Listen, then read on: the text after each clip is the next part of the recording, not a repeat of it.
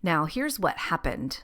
I'm saying that like it's, oh, no big deal. I just started meditating and I started talking to dead people. Like, what's the big deal? No, I freaked out. Okay, this is what happened. Welcome to The Reluctant Medium, where we cover the gamut of out there conversations. With an open mind and a curious heart, we want to talk about it all. From psychic phenomena and energy medicine to beings from other star systems and out-of-body experiences. You'll find a great balance between grounded science-backed topics and others that science hasn't quite caught up to yet. I'm your host, Dr. Maria Rothenburger, a psychotherapist by trade and a reluctant spirit baby communicator. And hey, even though I'm a medium, I'm not buying everything folks are selling. I just have a voracious appetite to know more about what I call the world of the weird. Join us on your favorite podcast platform or watch on YouTube at The Reluctant Medium. I'll see you there. Dude, that was so fun to make. I have to tell you that story. I love that intro.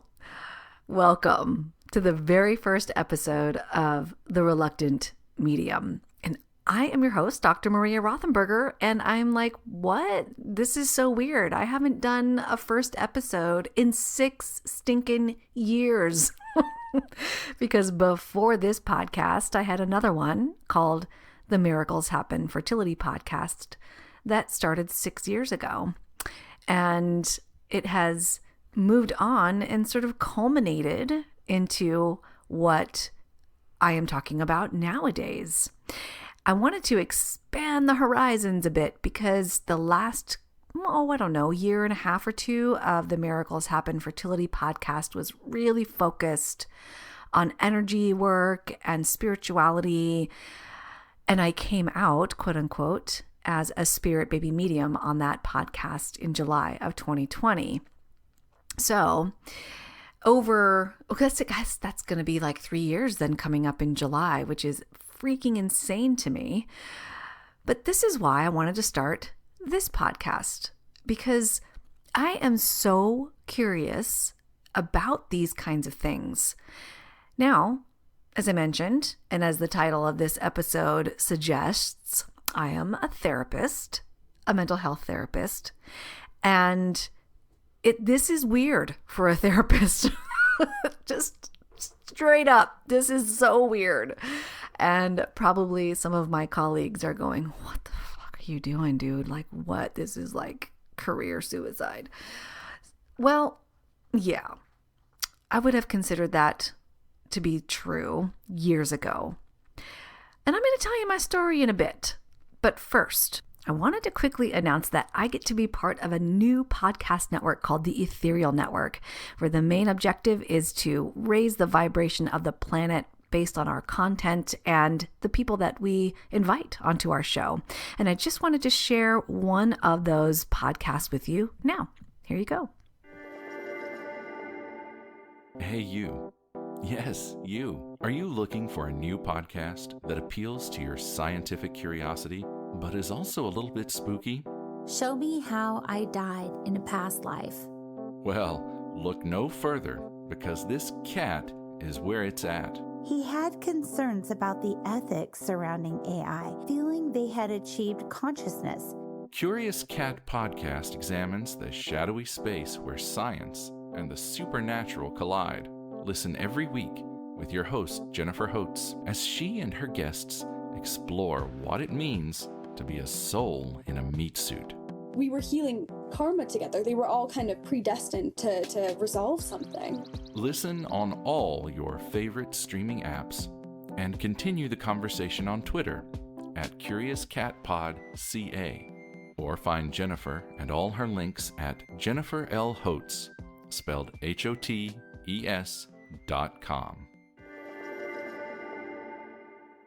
Okay, now let's talk about what this podcast will be covering, because it is going to be a party up in here, okay? It's going to be such a good time. These are the things that I am curious about, and what's even more important, I want to know what you are curious about. So either comment if you're watching this on YouTube, or shoot me an email, maria@thereluctantmedium.us.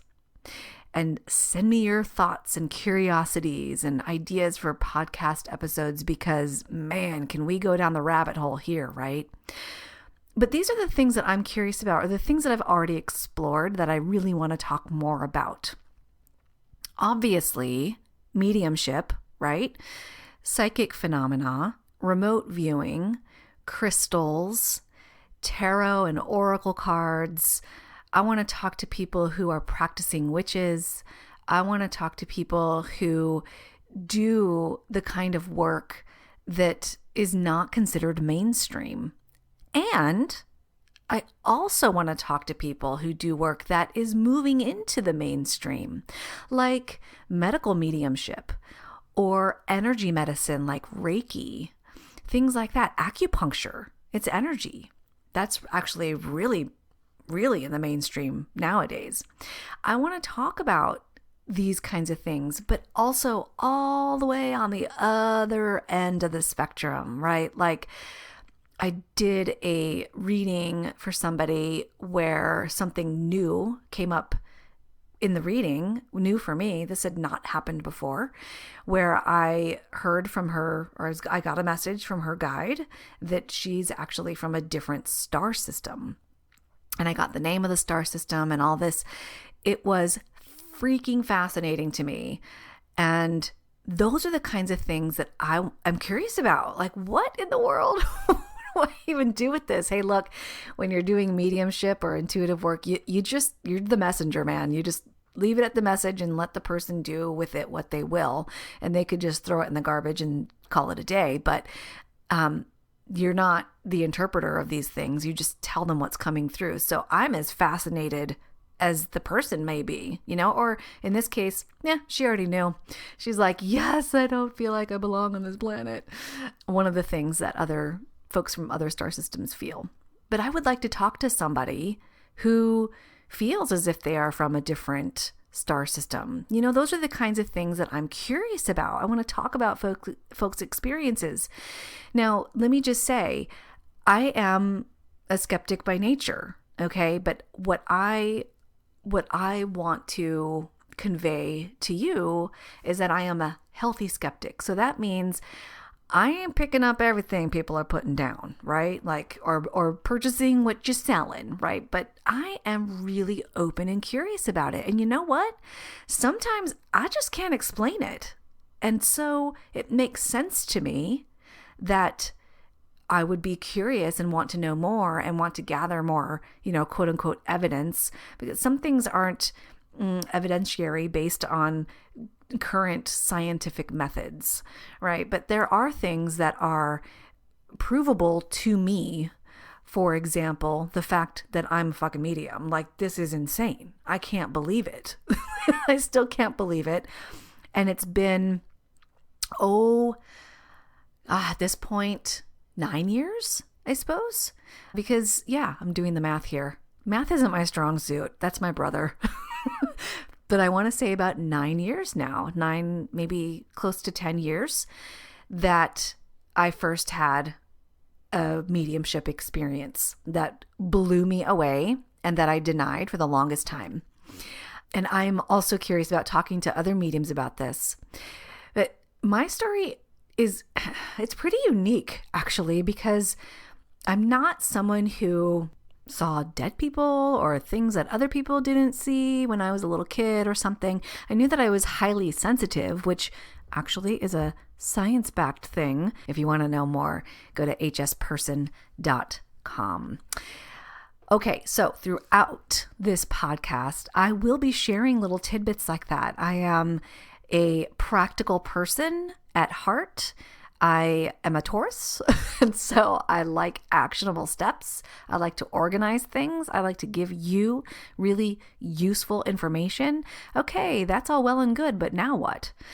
That's the kind of stuff that I like to do. So we'll be talking about various topics like this, and then here's what you can do with that. I'll be interviewing people about their experiences and their ways of thinking through the world and what you can do with that. I like to make my podcasts really useful, as you may know if you've listened to the Miracles Happen Fertility podcast for 6 years. I am very practical. So send me your podcast topics, your ideas, the things that you're curious about, and I will tell you all about all the things that I am curious about too. We didn't even cover past life regression. That is another topic that I'm curious about. So I started, let's just get into my story, all right?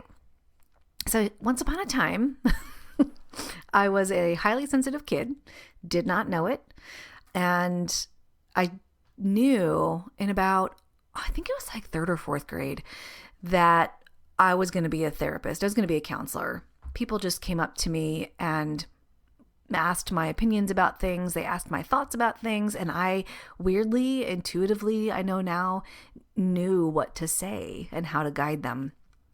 I didn't know that I was intuitive. I just felt like I could help and I wanted to. And so I knew I was going to be a therapist, and I did get my master's degree, started working in the field. I was a counselor, and then I experienced fertility issues.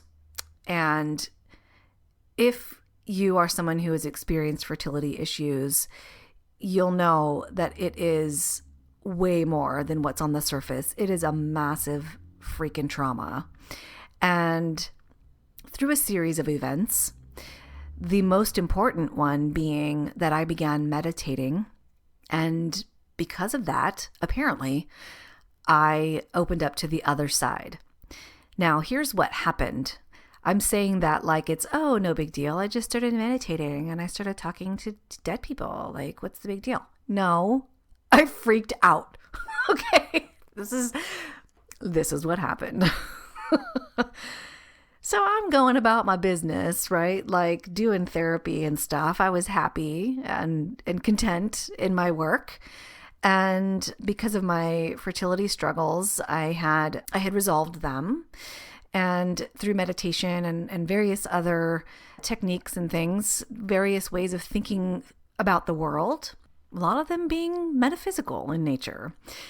And so I was just happily going along, curious about those kinds of things, but not really diving deeply into them. But I was talking to a client, and I was specializing in fertility issues and infant loss and miscarriage. And this person had lost her babies, her twins, in utero. And so I was doing traditional psychotherapy, grief counseling. And I actually don't remember at this point where we were in her therapy, but her babies came to my awareness during a session.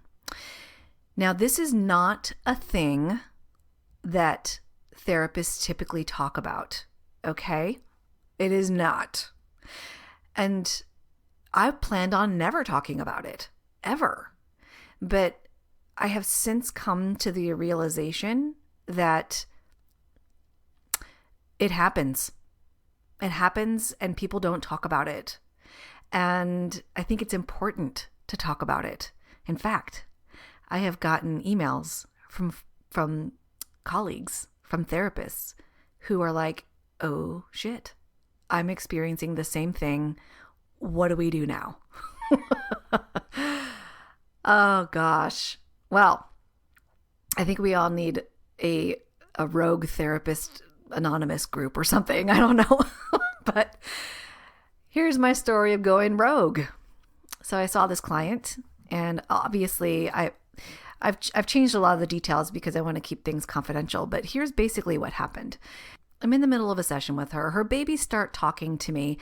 I'm thinking I'm psychotic. Clearly, I'm having a psychotic break because me and my science brain, that's where I go. I was freaking out a little bit.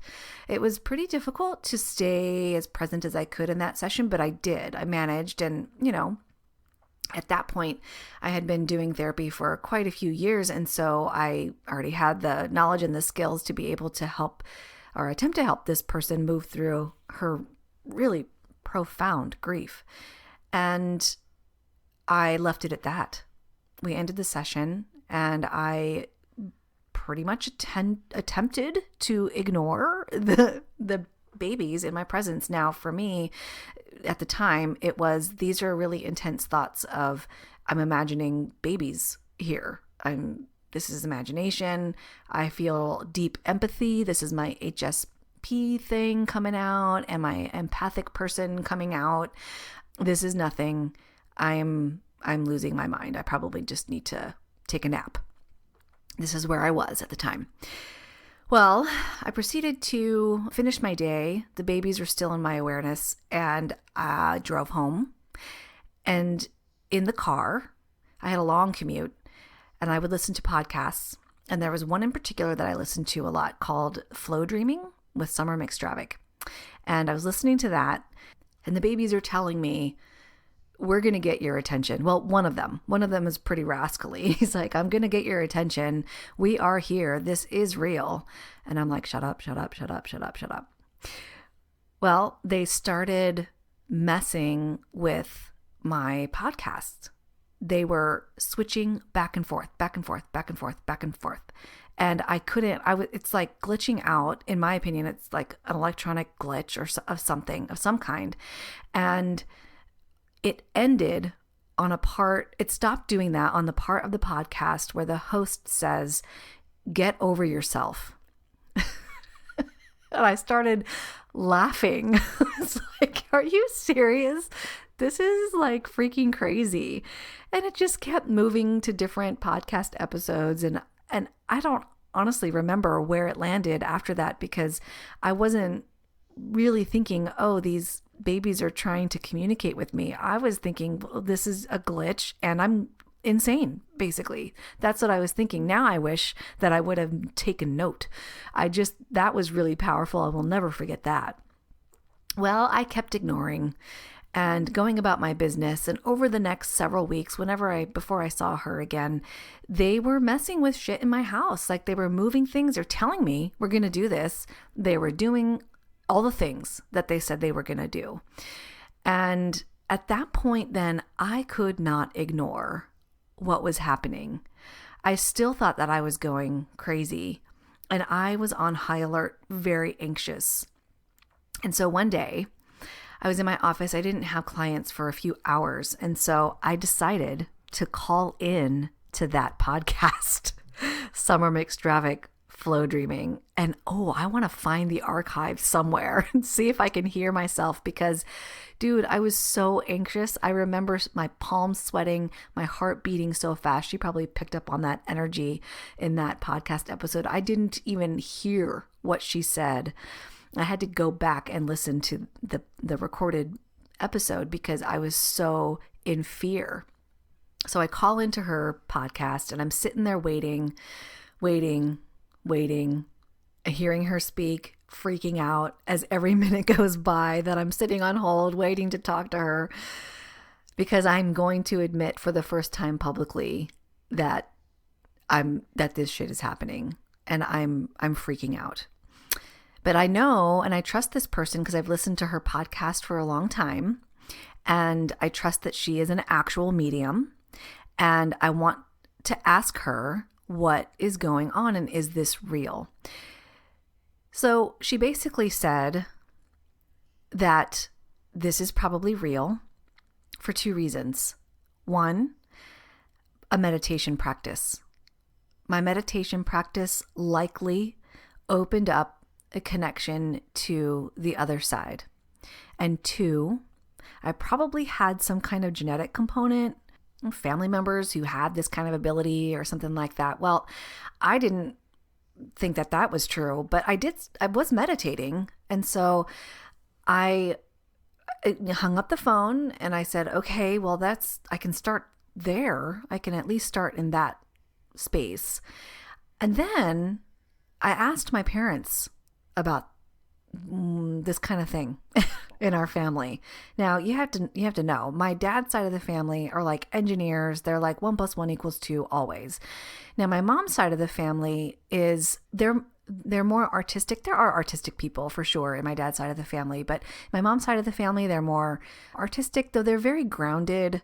There's a lot of music going on my mom's side of the family, but I don't ever remember them talking about this kind of stuff. They're very Catholic. But lo and behold, both of my parents, they're divorced. Both of my parents talk about these kinds of things in the family. Intuitive hits. My mom has prophetic dreams. I'm like, WTF? What is going on? So now I have confirmed a potential genetic component, and I was heavily meditated, I like to say. So that explains why this happened. Now, I probably had some experiences when I was young, but shut them down because I was told I was too sensitive and these kinds of things. There is one other thing that I found out recently from a fantastic book called The Field by Lynn McTaggart. She is an investigative reporter, so she looks at research and evidence like crazy. And the research shows that folks who have had near-death experiences are more likely to be psychic or to have mediumship abilities. Whoa, I didn't know that. I just found that out in the last few months. Because when I was a young baby and I was teething, I was crying because I was in pain, apparently, and my brother gave me my teething pills. It was a great little helper for my mom. The problem was he gave me the whole bottle. And so when my mom found out, obviously called an ambulance, rushed me to the hospital. My stomach was pumped. But I wonder, and I need to ask my mom this, I wonder if I ever lost consciousness. I wonder if I had a near-death experience that I just wouldn't remember because I was a little one. So that would also explain the potential of this supposed psychotic break. By the way, here's what happened. Here's the rogue part. I'm in the session with this person, and I ask her, and her babies are just like, ba, ba, ba, ba, ba, ba, ba, ba, ba, talking to me. The one is really, really talkative. The other one, extremely calm. And I ask her, okay, how open are you? And she's like confused and also says, I'm very open. And so I ended the therapy session right there. I said, listen, this is not therapy. I'm ending your therapy session and we will continue. If you would like to, I can extend your time today if you have the time, but this is happening. And I have to tell you this. Now, I became extremely emotional. I didn't know what I was doing. I didn't know how to handle these messages. I was feeling all of the emotion that these babies were feeling. And I do that now when I do spirit baby communication, but now it's filtered because I'm in protect mode. I'm in peace mode when I do this. So it took a long time to build that skill, to be able to do that. In this case, I was just crying right along with her, and I apologized. And I told her what these babies were telling me to tell her.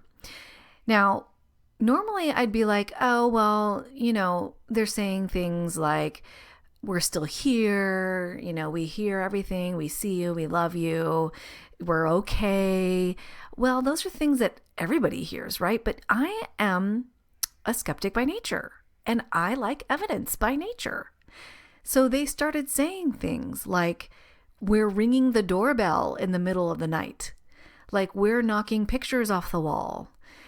Like, there is a memorial set up for us. Here's what it looks like. Like, they're showing me specific things that are in the home that are memoriam to these babies.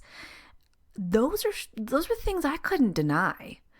And so what happened, well, she invited like her spouse, and we found more evidence. It was amazing. And what ended up happening is that there was a healing, or legally I can't call it a healing. So let me retract that statement. Okay. There was an opening up to possibility for them. that I don't think could have happened in a traditional therapy situation. So I don't think that I could have offered them the same kind of settledness in regular therapy that they got from these messages from the other side. These, at the time, these supposed messages from the other side. Now I know they were absolutely real. Once these messages were delivered, by the way, babies immediately gone out of my awareness. They were just gone, to the point where I was completely even more freaked out, because now I'm thinking, oh my God, was that even real? Did I make it up? I just questioned to the max. And then what happened was nothing. I sat on that information for years and I did almost nothing with it. I told my husband what happened and some close family members, but I didn't intend to ever do anything with it. I would be like at, family functions, having a glass of wine and being like, oh, Uncle so-and-so's here. And then it became weird and people would be like, wait, how do you know that? I'm like, wait, are you saying that that's true? And they're like, yeah, that's accurate. Like, what? So more and more evidence was coming into my awareness that this was actually true. There was one time where my grandmother passed away and she came to me in my car and said, turn off the radio. You need to call your sister right now. I called my sister. I told her the message that she needed to hear, and it was accurate. It was accurate. Yes, I know my sister, and so I know like how her life is, but there was something happening in that moment that I couldn't have known. And it was accurate. So these little pieces of evidence started coming to me, and I reluctantly began to open up to the possibility that this was real. So I started doing some trainings, and I went to a training with a pretty prominent psychic medium, Lisa Williams, at the Omega Institute in Rhinebeck, New York, one of my favorite places ever. I want to meet up there sometime with some like-minded folks again. That would be so great. And in that training, we were doing like an exercise in a small circle, small group, and one of the mediums there just turned to me and said, your grandmother's here. She said, you're going to be doing this kind of work in the future. And I laughed my ass off because I'm like, no, Grandma, no, there's no way. He was telling me exactly what she was like. I mean, my grandmother was 4'0" and a pistol. Like, you just didn't cross her. She was a firecracker. He was describing her to a T, and she was insistent. Yes, you are. Yes, you are. I went, no, I'm not. No, I'm not. I'm not as much of a pistol as her, but I am stubborn. Ha, ha, ha. So I told her no and went on with my business of inquiring into other things, like past life regression and other things that bordered science-y stuff, but there was still plenty of evidence to support it because that was my safe zone. Mediumship did not feel safe. So I left that training and had some more skills under my belt. And it was a few years after that I had a realization. I had a realization that this work could be so helpful for so many people. And why was I holding that back? Why? And so a dark night of the soul happened. It's so hard. It's so hard to be in that space. I started admitting to myself that I really needed to do this. And so I began some specific spirit baby training with Kelly Meehan. And I put the feelers out there for folks who followed me on the Miracles Happen Fertility podcast and my newsletter and had been clients before, not for therapy, because I haven't figured that out quite yet, how to do that ethically. What I did in that very first session years and years and years ago is not technically an ethical thing. That's even hard for me to say out loud right now. And I haven't done that since, but it was still needed for her. It was still, and I maintain that it was for her. So, and that's the basis of ethics anyway, is to protect the client, right? So I haven't figured out how to be a therapist and a medium for the same client, but I can do both separately still. Yeah, maybe someday. Maybe someday I'll figure that out. So now I have a practice doing therapy, and I have a practice doing mediumship and other kind of intuitive work, which is blowing my mind. I still sometimes hang up the phone with people or get off the call and I'm like, what just happened? I don't even, what? Like, what in the world is going on? And I've gotten emails and feedback and ratings and things from people that are like, I can't believe you can do this. I can't believe how accurate you are. And probably there are many others who are like, yeah, it was okay. Or, nah, you weren't really on point, which is completely normal. If any medium or psychic says they are 100% accurate, run away. They are not. They are not. I've said that a lot on this podcast, or on the Miracles Happen podcast. You'll hear me say that a lot too on this podcast. Okay, so that is my story and I'm sticking to it. And this has really opened me up, to other things, because I never thought that I would be a psychic medium. It's even like weird on my tongue right now to say that. But here I am. And what better world to be in when you are a fertility therapist than to specialize in spirit baby communication? That is incredible. Another resource for you, Spirit Babies by Walter McKitchen, an eye-opening book that has really changed my view of the work that I do and changed the views of others who have experienced loss or fertility issues. It's incredible. Go read it. So this has opened up my world of possibility. Well, if this is true, what else could be true? Maybe energy medicine does really work. Maybe there are beings from other planets. Maybe there is such a thing as reincarnation. Maybe.